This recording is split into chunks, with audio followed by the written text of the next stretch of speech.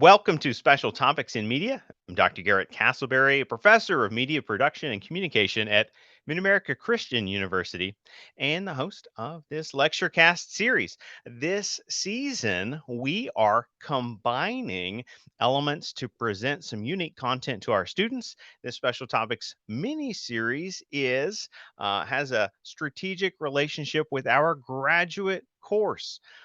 Graphic design and portfolio management is part of our graduate emphasis, our communication emphasis that students compare with their MBA or ML degrees at MacU. And we certainly hope there is a bright future for that and more as time passes. Well, today I am joined by a professional graphic designer who is going to talk to us about his experiences, his origin story, if you will, and share some of the hidden learning lessons as well as his interests and passions as we examine the world of graphic design. And so we have a graphic artist with us here today, Caleb Cole. And Caleb works as a graphic designer in the Oklahoma City metro area. Caleb, welcome. Thank you for joining us and having a bit of a conversation about what you do. Thank you so much for having me. I'm super excited to be here. Well, I want to kick off with asking a little bit about that background interest in graphic design and where it comes from. And so, what inspired you to study graphic design or even art? You likely got exposure in both areas. And how have you used these talents and skills both personally but also professionally?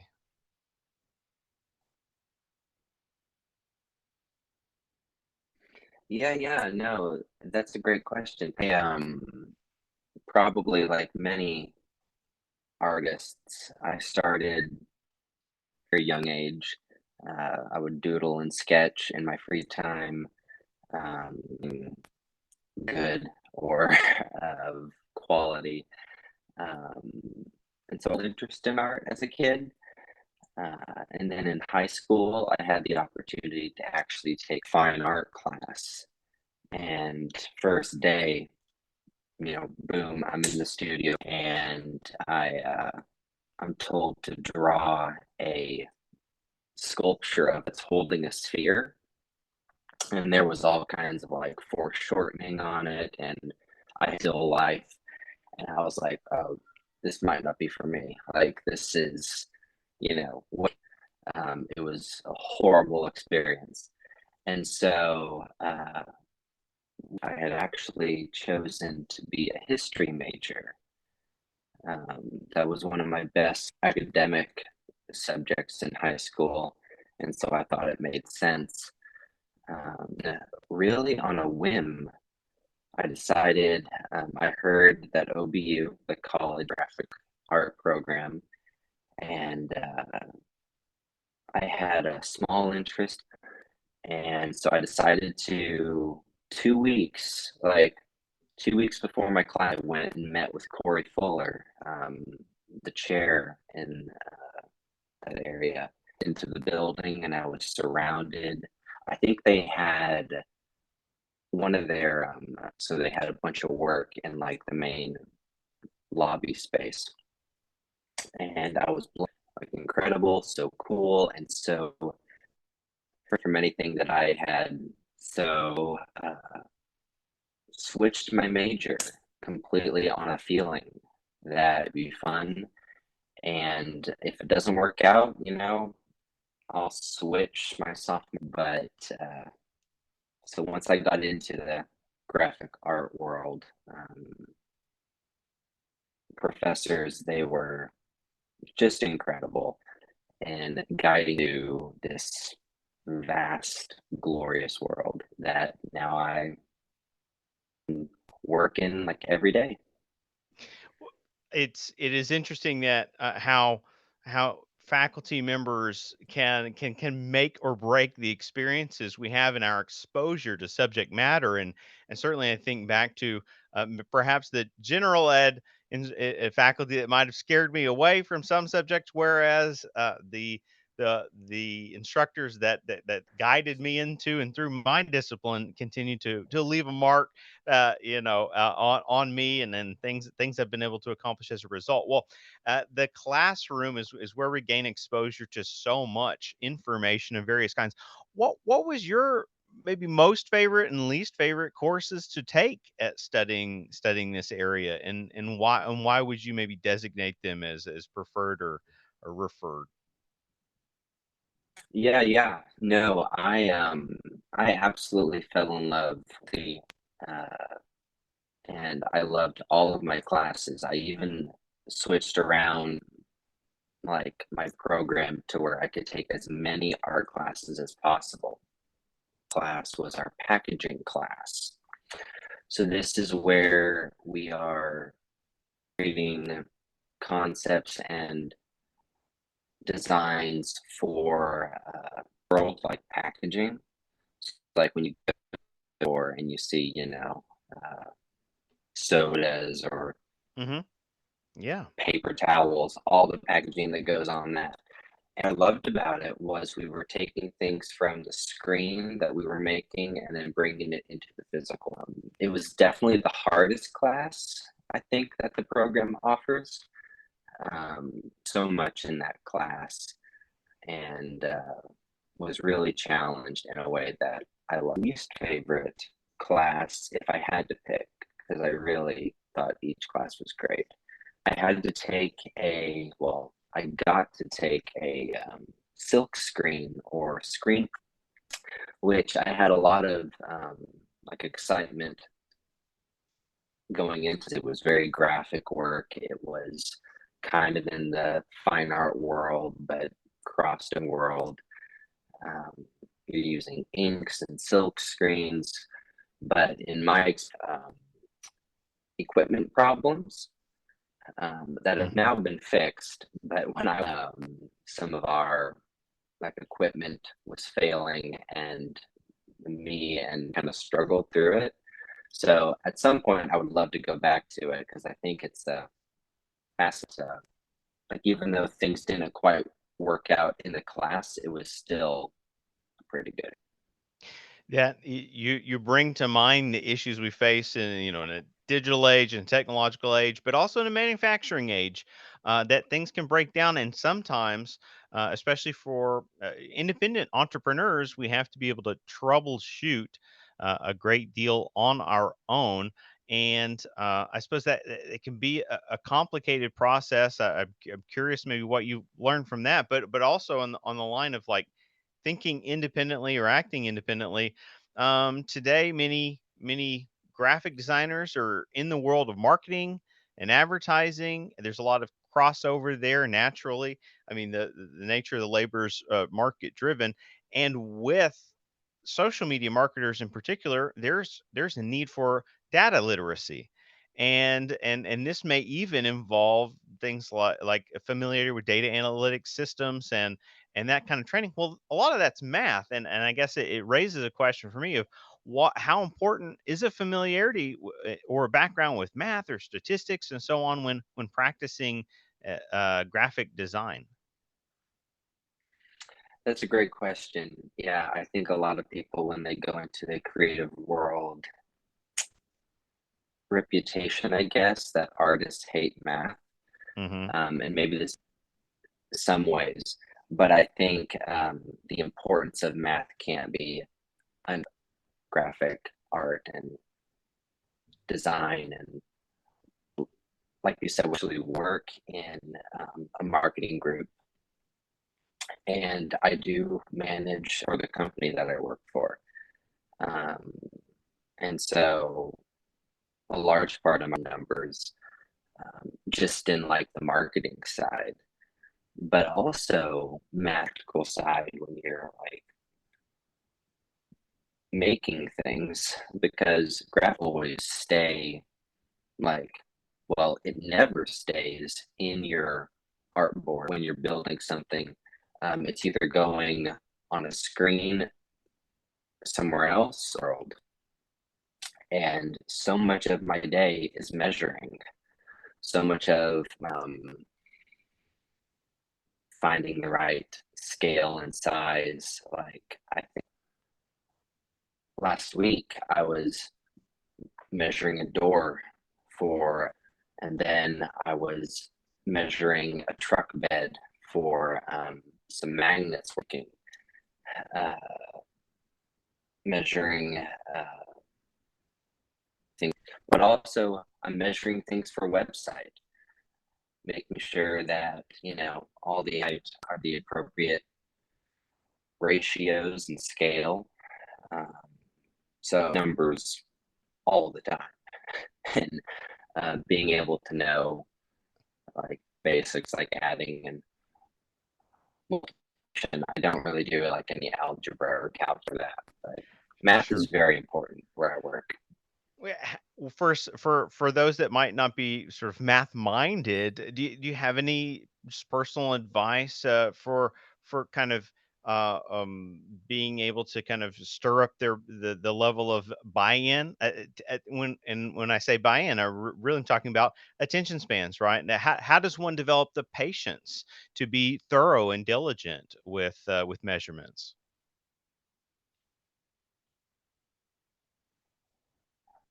That's a great question. Um, First, I would say get a calculator, if Mm, paper or just in your head. Get a tool that can help you. But also, I think it's just something if you're not great at it. I think good measurements, I think, is what really separates an average one, especially thinking about things that are in the real, like I do have like an example here. Can I show a brand on here? I think so, yeah. We have this Cheez Its box, and we don't think about this at all, package, but Hmm. we would totally notice if this spine was side. We would notice if this front image of the crackers edge. Um, People don't notice when things are working well. They notice, and uh, the way to mitigate that risk is by accurate. And so, if you're not great at it, I would just practice. Mm. If you're having a hard time being able to wrap your mind around like some measurements, or that's why I like working in the physical space. So like you measure it on the computer, you can print it out, cut it up, build what you're trying to build, and this is 6 inches, or oh, this is 4.5 inches. This needs to be a little larger. Really, just a discipline that you have to work towards. Sounds a lot like trial and error, which even good writers know. You can't turn in that polished first draft and expect great returns on it. You need to be receptive of the repetition involved, the rigor really that it takes to produce something of a higher quality. Well, while we're talking about maybe like the rhythms of things, Absolutely. whether it's measuring or whether it's the kind of ins and outs of the job duties, what maybe actions do you take to kind of continuously stay up to date on new techniques or new softwares, new things that are available to aid your craft? Yeah, yeah. That's an important question because the graph, I feel like it's constantly changing. I feel like since I graduated in 2019, so many like updates and new tools and new trends. On top of trends is one thing. Um, and I think that is really just you have to pay attention to if you're working in a social space, you need to be active, you need to see what people are doing and um, what's viewed as dated now, because it really changes within like years. Trends can come and go. Um, I try to stay up to their leaders in this industry, and so I try to keep up with what the guys at Adobe are doing. Mhm. Um, I'll stay in with like other tools like Procreate, what on the Mac, and so just seeing where technology is going.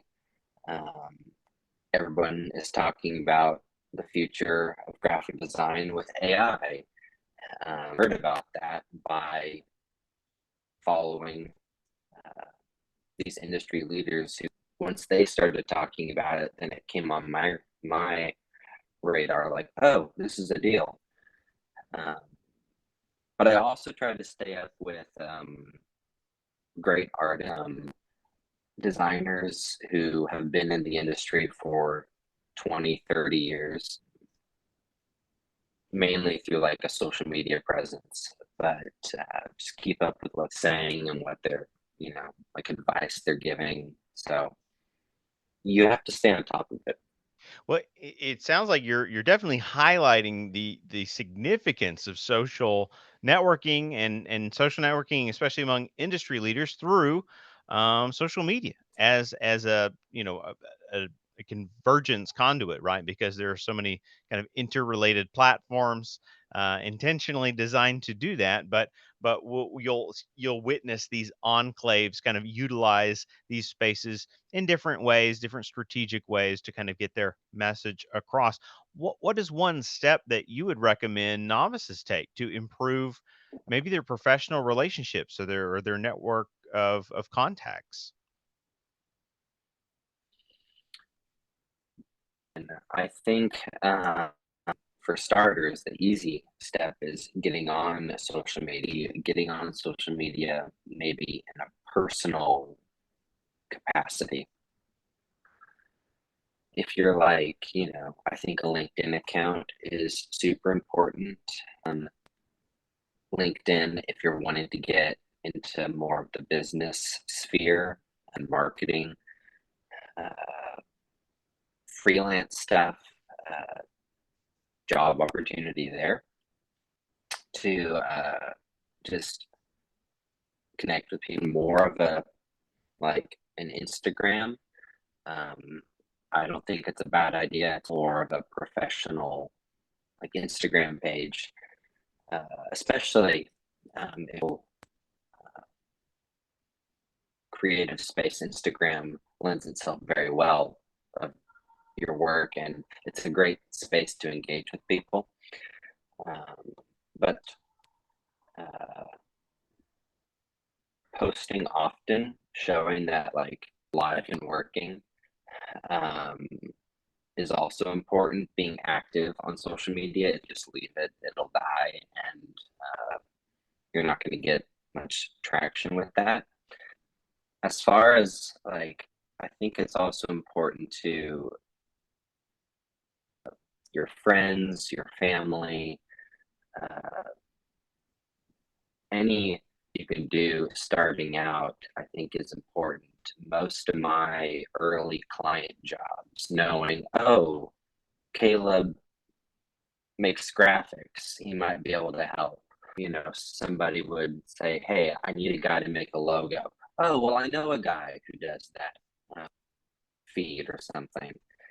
Uh, and so, especially for early, just starting out, the more people you have in your network. And they don't all have to be like creative individuals or in the business world. It's just the more that you're working or that you're open to work in these spaces is valuable. You mentioned the value of freelancing as an early way to get important repetition of form, right? And to develop content that you could then, as you also suggest, circulate readily, steadily on social media like Instagram. But there are now these sites where I think a lot of people are picking up maybe traffic or advertising that one could get gig economy projects.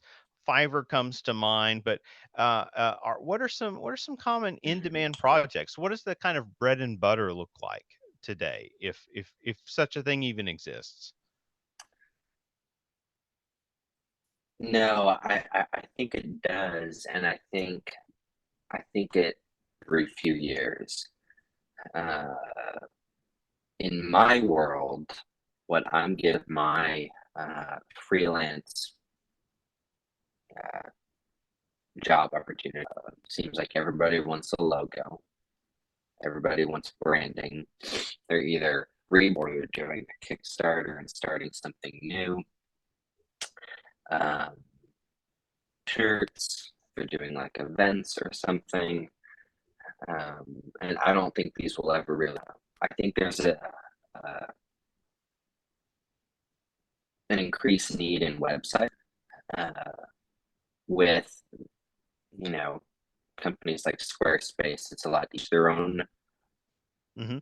websites now, uh, but they need good for them, uh, and I think that's going to be around for a while. Uh, but yeah, I think for me, most of it, most of it's branding. There's a couple some posters for events, but uh, it's branding at this point. Well, from your experience, describe the frequency of maybe collaboration versus individually driven project management. And what does that frequency look like and how do you balance the two? Yeah, yeah, um, yeah. There's a lot there for freelance. Uh, it's really just me, which is awesome because I get to set my timelines. I get to set the workload and make all the create until working with the client and their needs and their wishes. Get too often in school, you get it a little bit, but not really. Being as a part of a creative team. So now in my day job with other marketers, um, I work with a sales team, work with an international team, and we are all working on project team. And so I may be handling more of the building out assets, but it's not just me making all of the calls. It's no timeline. Um, I have to work with at least 3 to 6 like individuals for their timelines, their needs, um, their ideas, and that then has to go through multiple approvals because everything will be facing. Um, it's customer facing, and so solid and accurate to the company's mission. And it goes through like a lot of hands before it gets to my desk, and then it goes through after it leaves my desk. And so um, communication's key. You described the freelance process as quote awesome, right? And you appreciate that creative control and sort of the independence that comes with this. What part of the creative process drives you the most? Where's your passion lie in a given project?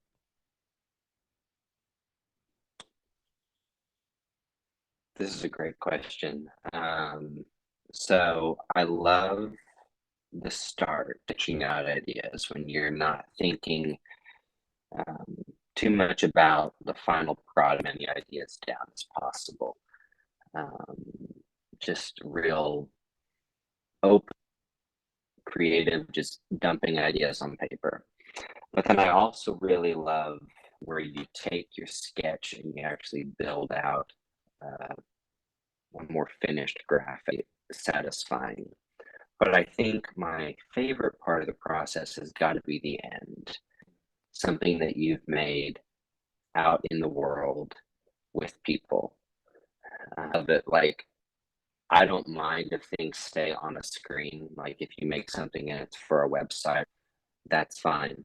But I love seeing things that get printed or on a package or or on a billboard or made into like a physical by the road. um, Seeing something that you made on your screen out into the in shared spaces with people, um, and people are able to have their own. Um, that part of the process is what always drives me more because I love it.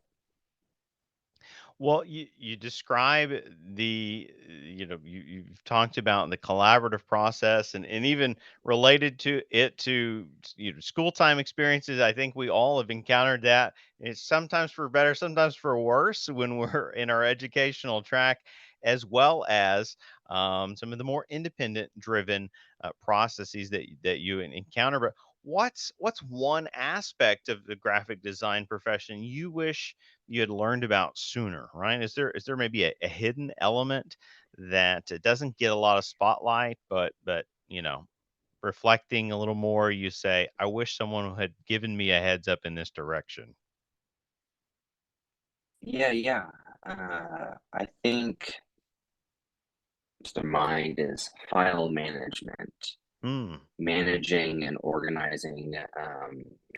Because when you're in school and you're making your files, your graphics and stuff, the only thing the teacher sees is, your finished work. Mm-hmm. But moving into the workforce, when you are sending off not only for freelance, for client jobs, uh, but I'm making files that other people need to access and other people need, um, and there needs to be a clear, consistent structure to them. And so that was something I had to learn real quick when I started my day job. I think another thing that's super important that I wish got more attention in school side, I had the opportunity to actually, during the COVID downturn year, in addition to my graphic design job, I had to print shop. We have our own localized print shop where we do uh, major commercial printing, Mm-hmm. anything like that. And seeing the world of print, uh, aspects related to your paper, your ink, your cutter, um, the aspects that affect your finished product that are so helpful to know building out your product. I talked about the measuring earlier. Um, your measuring is what kind of printer you have and what type of cutter you have, because you may have consistently cuts a quarter of an inch off, and Mm-hmm. you have to compensate your print. You have a printer, and you need to calibrate your color palette so it's what the printer can do. Um, but these are things that I learned when I, started my career outside of college, uh, but intention in college. But yeah, so I guess if I could add anything, it would be those two things. What you've definitely gained not only through your professional experiences, but certainly the educational process itself. I'm familiar enough of that of the university you graduated from to know that there is something closer to a bit of apprenticeship that gets to take place, and there's a perhaps in that student to that faculty to student ratio, as we often talk about in higher ed. There are some perks to being in that type of environment for some specialized training, but anymore we also see success stories that kind of circumvent certain aspects of education. What advice would you give to maybe students, maybe not students, considering graphic design work, but unsure about the amount of training or education needed to enter such a dynamic field? Yeah, yeah, no. I think it's never been easy graphic design. I think I talk to people who like graphic specialists 30 years ago, just seeing how far the industry has come where you can professional software right to you. Like, yeah, you have to pay for it. The pros are using. You can, like, even if you can afford learning in a college environment is definitely preferred just for the that you can't get outside of college, and training that you can find there. But even outside of that, post college, um, from like articles and videos, especially videos, there are like if you're struggling to learn a tool trader, um, there's a mountain of resources online that can teach you how to use the tools. Um, And so if you're nervous about the workload, honestly, like any job is going to have a workload. So don't be afraid of that. And the online world of graphic artists is huge, and you will get training that you need. Okay, it's been fantastic hearing about the world of graphic design from your perspective. Really exciting stuff. And for those curious, is there a way to perhaps sample some of your work? Does it exist out in a space that where you like to showcase it, or is there a way people could get in touch or just simply follow some of the progress that you manage? Yeah, yeah. I don't share a ton of my work because most of it is like under a contract. Absolutely. Most of my work, you can see most of my work on it's calebcole.art. Uh, I try to more fun, crazy stuff as well as client work that I'm allowed to share. But probably the best place to keep in touch with me. Well, excellent. Thank you again for joining us for kind of opening up your corner of the world for us to be able to just sample and discuss. It's been a blessing, really, to take that in and appreciate the time you've given us. And for those listening out, this is an exciting pit stop in our journey to explore the world of graphic design in a discourse format, and we're excited to continue these discussions on in our graphic design series in this special season of special topics in media.